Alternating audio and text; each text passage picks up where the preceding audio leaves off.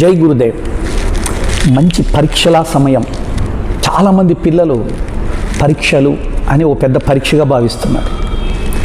ఈ ప్రపంచంలో ప్రకృతికి ఎవరు పరీక్ష పెడుతున్నారు?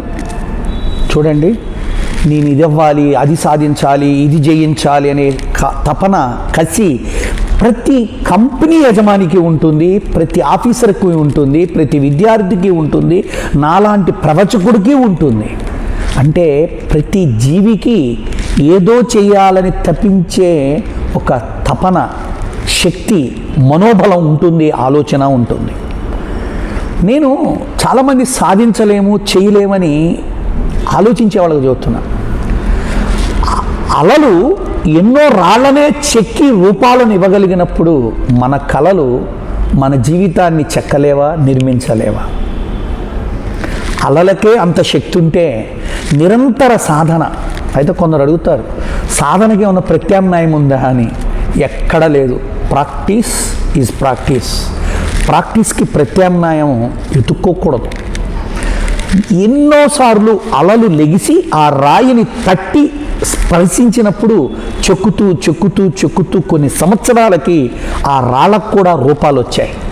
మనం కనే కళలు నిత్యము స్మరించి స్మరించి కళలనే ఒక శిల్పాలుగా నీ జీవితాన్ని నువ్వు రూపొందించుకునే విధంగా ఆ అలవలే నీ కళను గనక నువ్వు మరుల్చుకోగలిగితే నువ్వు ఎన్నైనా సృష్టించగలవు, ఎన్నైనా సాధించగలవు. నేను కూడా ఒక ఎగ్జాంపులే. నేను ఈ విధమైనటువంటి యోగ అభ్యాసాన్ని సాధన చేసే రోజుల్లో నా గురువు చెంత ఉన్నప్పుడు ఇటువంటి ఉన్నతమైన స్థానము, స్థితి ప్రపంచానికి నేను ఎన్నో రకాల మానసిక, శారీరక ఆరోగ్యాలను వారి యొక్క జీవన ప్రయాణంలో అందించాలనే ఒక నా సంకల్పము, నా కళ ఈరోజు ఒక అద్భుతమైన యోగ విజ్ఞాన కేంద్రాన్ని రూపొందించి ప్రపంచానికి ఒక అద్భుతమైన సాధన, సేవా మార్గాలను తీర్చిదిద్ది పెట్టి తీసుకెళ్తుంది. అటువంటి సాధనామయ స్థితి మనం చేయగలిగితే సాధించింది లేదు.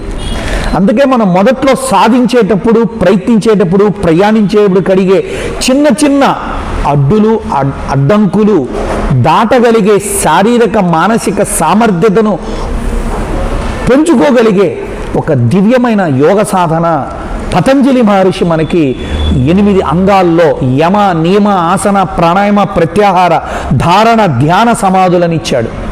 అందుకే ఈ జీవితంలో ఒక్కొక్కసారి మనకు అంధకారం ఏర్పడుతూ ఉంటుంది, అజ్ఞానం ఏర్పడుతుంది, అహంకారం ఏర్పడుతుంది, ఆవేశము ఏర్పడుతూ ఉంటుంది.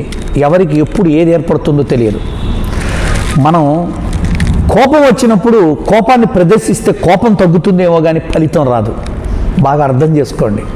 అందుకే మిమ్మల్ని మీరు జయించగలిగే, మిమ్మల్ని మీరు ఏదైనా సాధించుకోగలిగే స్థితికి తీర్చిదిద్దుకోగలిగే ఒక అద్భుతమైన స్వశక్తి, స్వయం శక్తి, మనోశక్తిని, మన భాషలో ఆత్మబలాన్ని నింపుకోగలిగే ఒక దివ్యమైన సాధన యోగ సాధన.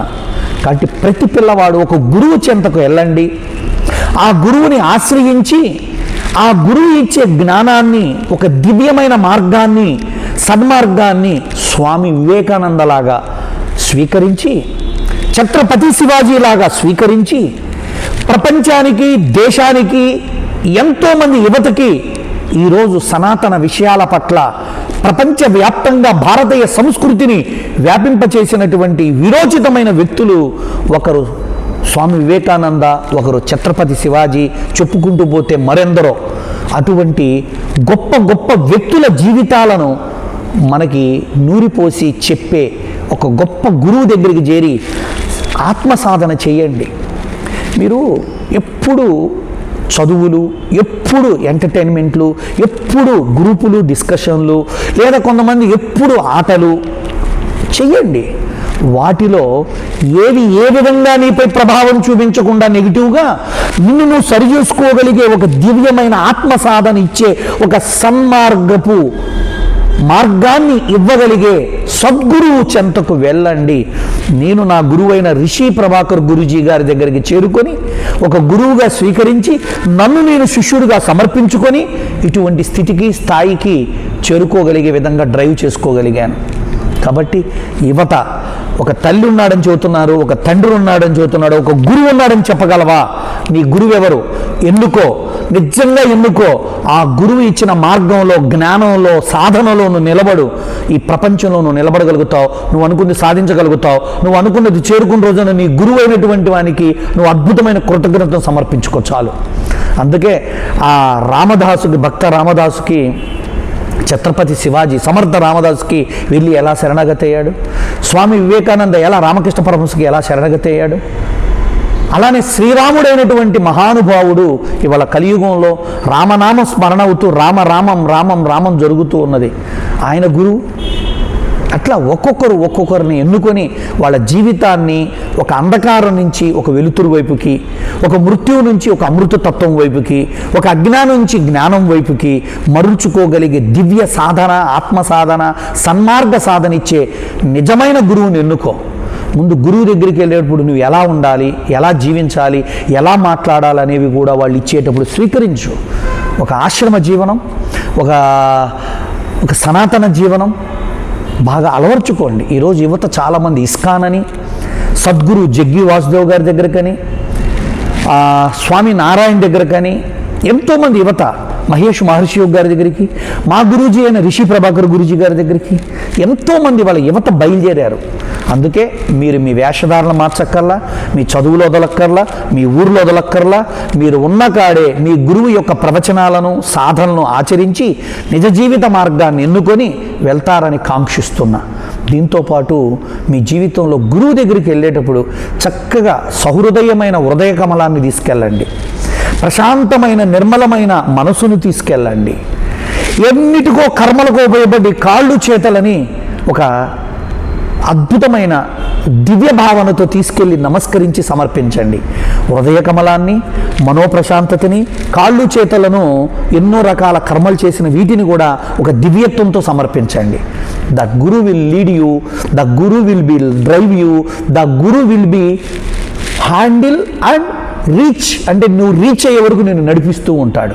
అటువంటి గురువుని ఎన్నుకొని ఎప్పుడైనా మీరు తటస్థపడితే, నా గురువు ఈయన గురువు గారు మీరు చెప్పారు కదా ఒక గురువుని ఎన్నుకోండి అని, ఇవాళ నిజంగా నేను గురువుని ఎన్నుకొని ఆయన మార్గంలో ప్రయాణిస్తున్నానని చెప్పగలిగే మనోస్థితి, భౌతిక స్థితిలో ఉండండి.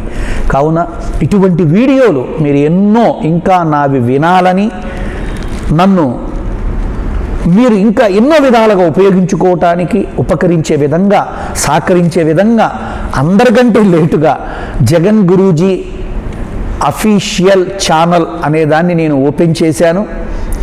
మీరు చూసి దీన్ని మీరు సబ్స్క్రైబ్ అయ్యి ఇంకా కొంతమందికి తెలియచేసి, ఇందులో నేను రాబోయే రోజుల్లో ఇచ్చే ఎన్నో రకాల జీవన విధానం, ఆహార విధానం, మానసిక విధానం, ఆధ్యాత్మిక విధానాల్లో ఈనాటి యువత భవిష్యత్తుకు ఎలా ప్రయాణించాలి, ఎలా జీవించాలి, సమాజం పట్ల, తల్లిదండ్రుల పట్ల, జీవితం పట్ల, వ్యక్తిగత ఆర్థిక విషయాల పట్ల, వ్యక్తిత్వం పట్ల మనని మనం మరుచుకొని చెక్కుకునే ఒక నిజమైన శిల్పిగా నువ్వు ఎదగడానికి, భవిష్యత్తుకు నువ్వే నీ జీవితాన్ని నువ్వే చెక్కుకునే ఒక అద్భుతమైన నీ జీవిత శిల్పిగా నువ్వు నిలబడాలని కాంక్షిస్తూ సెలవు తీసుకుంటున్నా.